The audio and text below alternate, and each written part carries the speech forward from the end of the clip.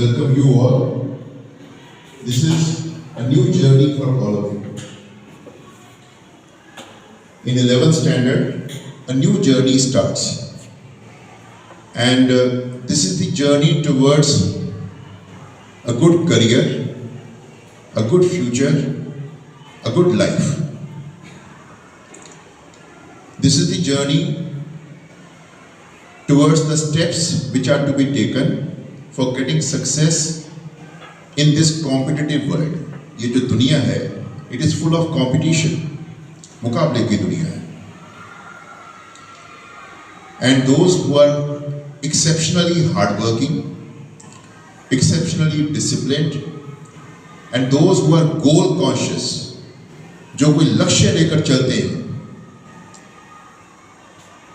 they are heading towards success. तो 11th और 12th में जितने बच्चे स्कूल में आए हैं, उनके लिए ये ज़रूरी है कि उनको अपने लक्ष्य की क्लैरिटी ज़रूर हो, अपने गोल की क्लैरिटी ज़रूर हो. बिना गोल के, बिना पर्पस के 11-12 की पढ़ाई करना अपना और अध्यापकों का समय ज़ाया करना है, अपनी और अध्यापकों की एनर्जी को वेस्ट करना है और माता पिता की गाढ़े पसीने की कमाई को ज़ाया करना है. That should not be there.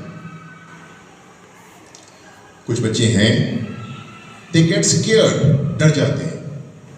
The moment we say that life is going to be very challenging, the moment we say that future is going to be very tough because tough competition is there, बहुत कड़ा मुकाबला आपको आगे करना है, बच्चे डर जाते हैं. डरने की कोई भी बात नहीं है.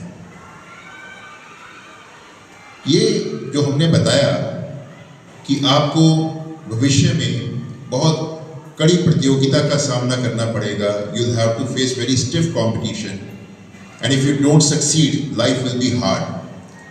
तो अगर हमने उसमें कामयाब होना है, ये कोई इतना मुश्किल नहीं है.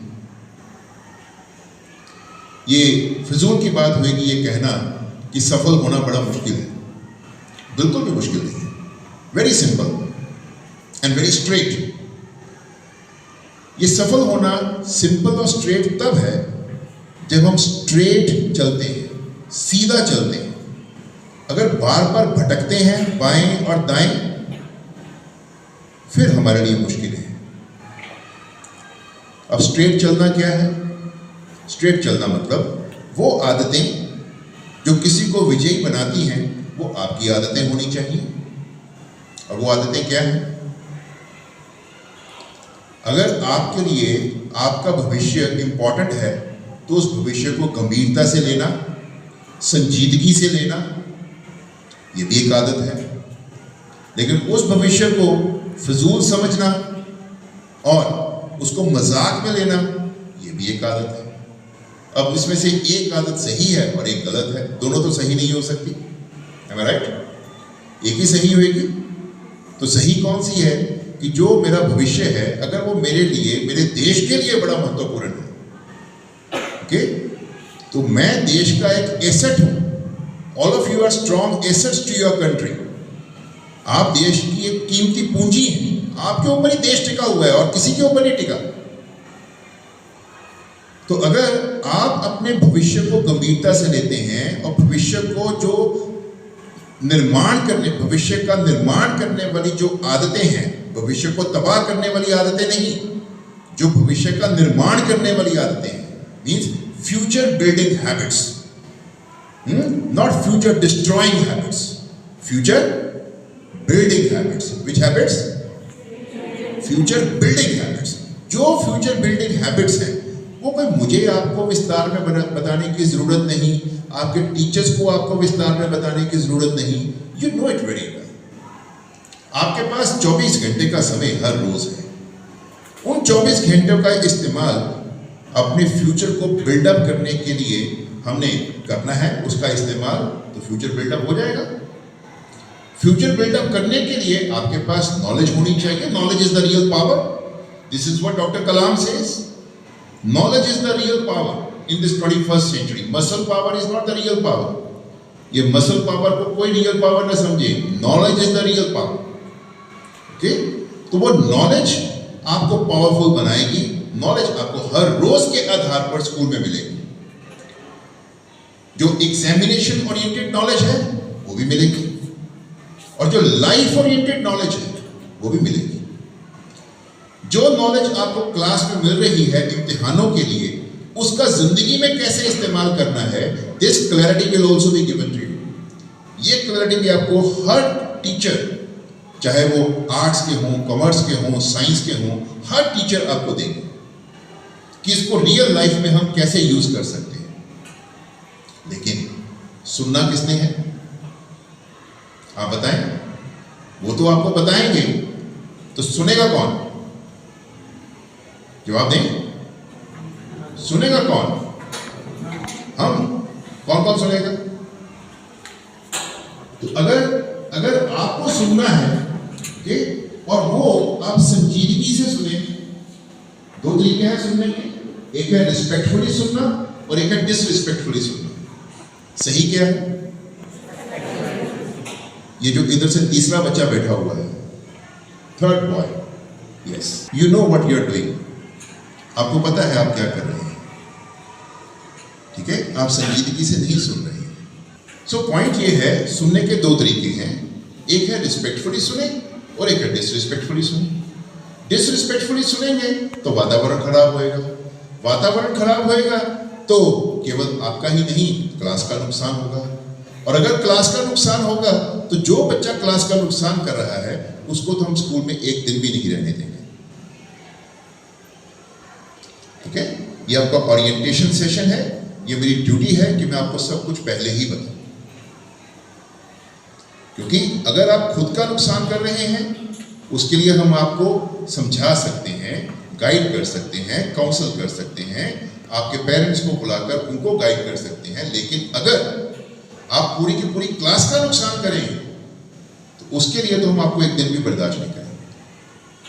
ठीक है, चलो इसको हम आगे साइड पे करते हैं और आगे बढ़ते हैं.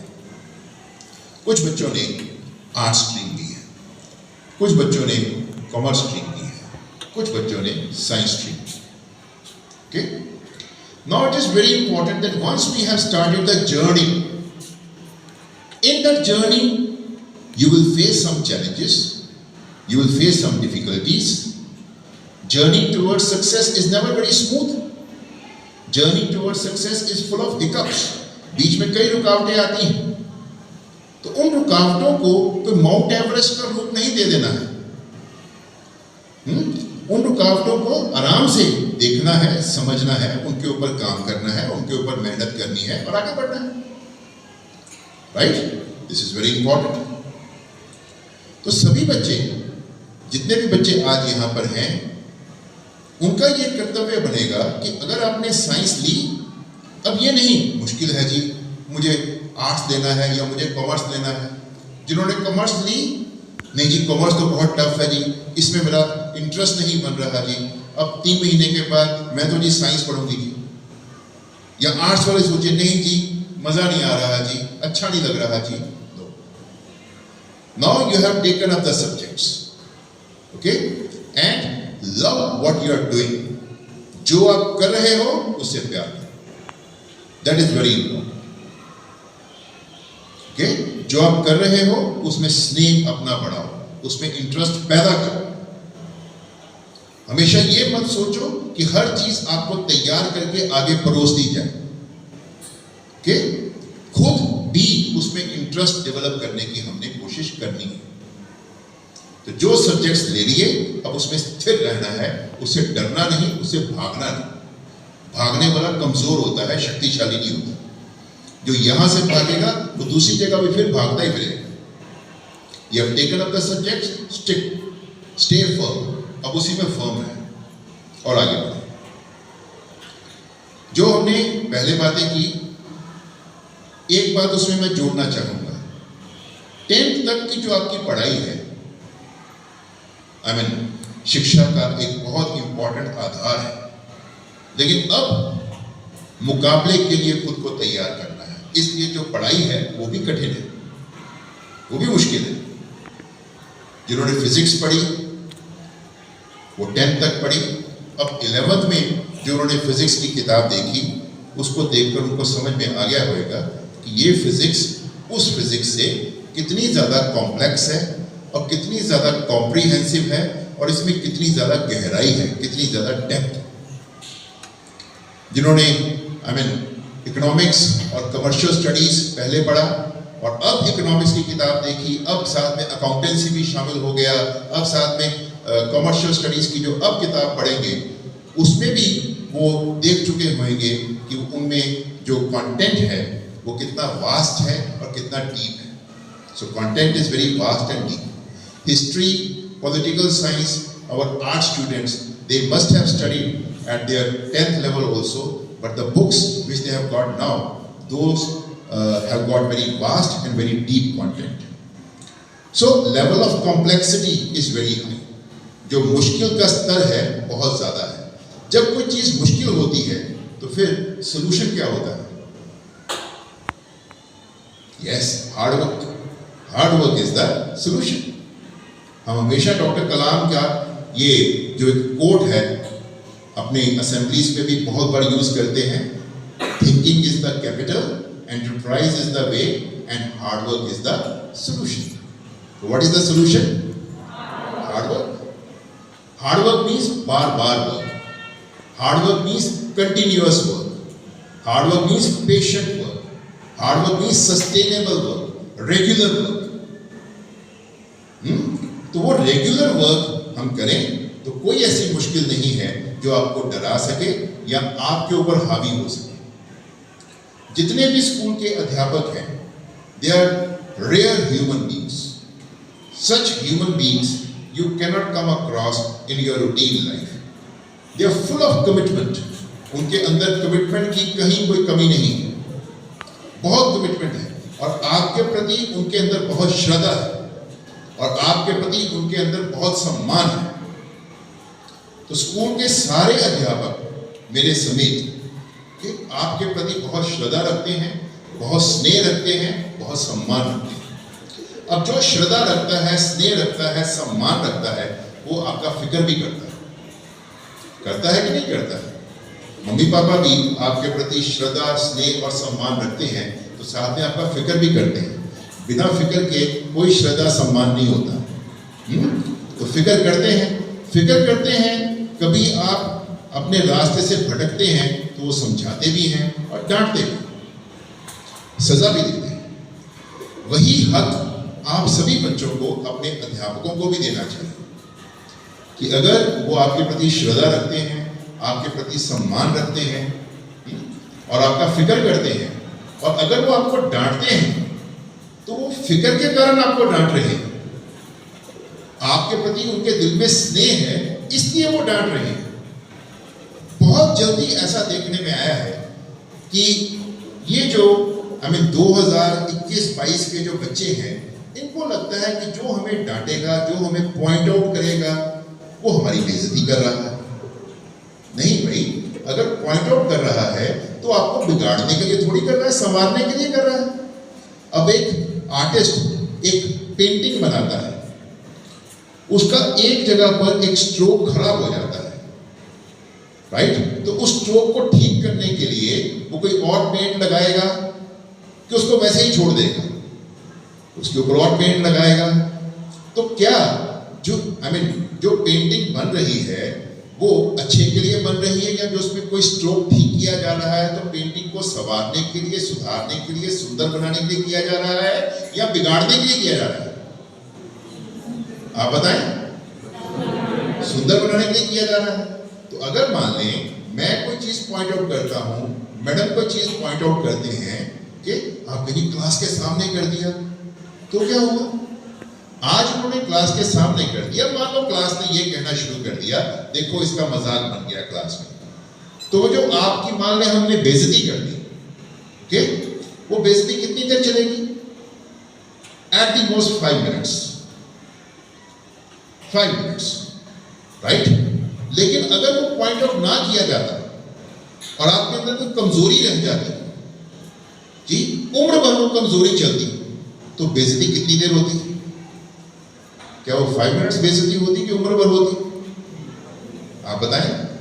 मैंने वो तीसरे बच्चे को पॉइंट आउट किया, उसने बुरा लगा होगा कि ये 70-80 बच्चे बैठे हुए हैं, मेरी बेइज्जती हो गई। मान लो मैं ये नहीं करता हूं और वो वैसे ही चलता रहता है, तो जो बातें बाद में बताई जा रही हैं वो भी समझ में नहीं आएंगी और सारे का सारा साल और अगला साल हो सकता है वैसे ही चलता जाता है। तो उसमें फायदा होता है या नुकसान होता है? नुकसान होता है। इसलिए बच्चों, अगर कोई चीज पॉइंट आउट की जाती है तो ये मान के चले आप कौन हैं? स्टूडेंट हैं, ओके, शिक्षार्थी हैं, शिक्षार्थी हैं, विद्यार्थी हैं, सीखना आपका काम है। तो जो आपको सिखाने वाला है वो केवल आपका प्रोफेशनल टीचर नहीं है, वो आपका उस्ताद भी है।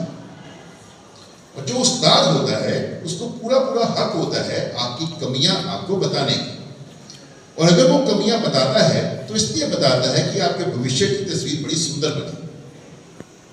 वो इसलिए नहीं बताता कि आपकी भविष्य की तस्वीर बदसूरत, राइट? तो ये चॉइस हमारी होनी चाहिए, हम उसको कैसे लेते हैं। तो हमने अगर कोई ऐसी बात कभी भी होती है, अब वो तो ज्यादा ऐसे कुछ नहीं होने वाला है, आप सभी बहुत अच्छे हैं, लेकिन कोई ऐसी बात होती है तो हमें उसको कभी भी नेगेटिव पर्सपेक्टिव में परसीव नहीं करना चाहिए, नकारात्मक उसके बारे में अपना कोई व्यू पॉइंट नहीं बनाना चाहिए। लास्ट, जो काम आपको रोज करवाया जाता है वो क्यों करवाया जाता है? Whichever work is done on daily basis. Why is it done? It is to be studied or it is to be noted. Whichever work is done in the class, why is it done in the class? It is to be studied or simply noted? It is to be studied. In the classroom, it is not possible for you to study anymore because in the classroom you are noting now. Class में आप केवल note कर रहे हैं, you not studying. Class में study करना संभव है क्या? आप बताओ। लास्ट न्यू कमर, ये न्यू कमर, यस, आप बताएं, क्लास में किसी चीज को रिवाइज करना, दोहराना संभव है? टीचर पढ़ा रहे हैं, लिखा रहे हैं, बोल रहे हैं, तो मान लो बोल रहे हो तो आप पढ़ना शुरू कर दो। Is it possible? वो बोल रहे तो आपको सुनना चाहिए ना? क्या करना चाहिए? सुनना चाहिए। वो लिखवा रहे हैं तो आपको क्या करना चाहिए? लिखना चाहिए। वो पूछ रहे हैं तो आपको बताना चाहिए। वो समझा रहे हैं तो आपको समझना चाहिए। तो स्टडी करना तो संभव ही नहीं क्लास में। आप तो उतारेंगे, सुनेंगे, कुछ बताएंगे या कुछ पूछेंगे, स्टडी करना तो संभव नहीं है ना। तो where are we supposed to study? At home. When? Every day. घर में जाकर जो स्कूल में सुना, जो स्कूल में अंडरलाइन किया, जो स्कूल में लिखा, उसको घर जाकर दोहराना। कब कब? Every day. कौन कौन से सब्जेक्ट का? Of every subject. Her subject का जो काम क्लास में किया उसको घर में जाकर दोहराना। That is very important. That is sure short way to success in examination as well as in every competition. मैंने पहले ही कहा कि ये जितनी मर्जी टफ प्रतियोगिता हो, success is not difficult. It is matter of habits, it is matter of your choice. आप सफलता चाहते हैं, जरूर मिलेगी। 100% मिलेगी, 100% मिलेगी। Simple rule, you should be very serious in the class. 1, you should be very focused in the class. 2, you should be respectful in the class. 3, whichever work is noted in the class, whichever work is underlined in the class, whichever work is listened in the class, जो आप सुन रहे हैं, जो आप उतार रहे हैं, जो आप अंडरलाइन कर रहे हैं, उसको घर जाकर स्टडी करना है। क्या करना है? उसको घर जाकर स्टडी करना है एवरी डे। नेक्स्ट पॉइंट, जब आप स्टडी करते हैं तो यू आर नॉट गॉड। आप कोई गॉड तो नहीं, ठीक है? We are not God. जब हम कोई भी चीज स्टडी करेंगे, आज भी हमें कोई लेटर्स भी आती हैं, ओके, तो मैं कभी भी उसको अपने ऑफिस में स्टडी नहीं करता। I never study any letters which we receive from the government, from the council. I always carry them home. वहां जाकर बड़े ध्यान से उनको पढ़ता हूँ, उसमें भी कोई डिफिकल्टी आती नोट करता हूँ, फिर उसके बारे में सवाल जवाब करता हूँ। जिसने लेटर भेजी उनको सवाल जवाब करते हैं, उनको मेल डालते हैं या उनको फोन करते हैं, ये समझने के लिए कि हमें कोई गलती ना लग जाए। ओके, इसी तरह से जब आप घर जाएंगे तो आप गॉड नहीं हैं, इंसान हैं, तो आपको सब कुछ समझ में नहीं आएगा। अब समझ में नहीं आ रहा तो किसी कॉपी में मेंशन तो कर दो कि कौन सा पेज था जिसमें क्या चीज आपको समझ में नहीं आई। कोई न्यूमेरिकल समझ में नहीं आया, कोई पॉइंट समझ में नहीं आया, कोई वर्ड समझ में नहीं आया, कोई सम समझ में नहीं आया, तो वो वहां पर नोट कर लेना चाहिए। अगले दिन जब टीचर आते हैं फर्स्ट 5 मिनट्स के अंदर अंदर अपनी डिफिकल्टी टीचर को बता देनी चाहिए। अगर टीचर के पास टीचर उसी वक्त उसका जवाब देते हैं फाइन, टीचर आपसे समय भी दे सकते हैं कि बेटा ठीक है आपने मुझे बता दिया, मैंने नोट कर लिया, कल मैं आते ही आपको इसका जवाब दूंगा। राइट, ये कभी एक्सपेक्ट ना करें आपने ऐसे पूछा ऐसे जवाब। राइट, अगर ऐसे जवाब संभव होगा वो उसी वक्त दे देंगे, नहीं संभव होगा तो एक दिन का समय उनको भी देंगे। ठीक है, नेक्स्ट डे वो आपको उसका जवाब देंगे। राइट, स्कूल के जितने भी कॉरिडोर के नियम हैं वो पुराने बच्चों को पता है, वो जब उन नियमों को फॉलो करेंगे तो नए बच्चों को अपने आप पता चल जाएगा। तो पुराने बच्चे नए बच्चों के सामने एक अच्छा उदाहरण रखें। और old students they should set very good example in front of new students. Okay, take good care of yourself, be very respectful towards the dreams of your parents, be very respectful towards your own future, value your future, value your life, you are very precious, आप बहुत कीमती। Okay, आपसे ज्यादा कीमती देश के लिए, आपके माता पिता के लिए, समाज के लिए, हमारे लिए और कुछ नहीं। You are most precious assets, बहुत कीमती हीरे हैं आप सभी। तो अपने जो आपकी वर्थ है, जो आपकी कीमत है, उसको जरूर पहचानना है और अपने आप को कभी भी जाया नहीं होने देना है। अपने आप को संभाल के रखना है, जैसे हीरे को संभाल के रखा जाता है, ठीक है, तभी उसकी चमक बढ़ती है, उसकी वैल्यू बढ़ती है। ठीक है, इसी तरह से खुद को भी संभाल के रखें। ठीक है, जहां जहां जब जब जो आपको अच्छे फ्यूचर से भटकाता है उसको जो भी कहें अपना दोस्त बने।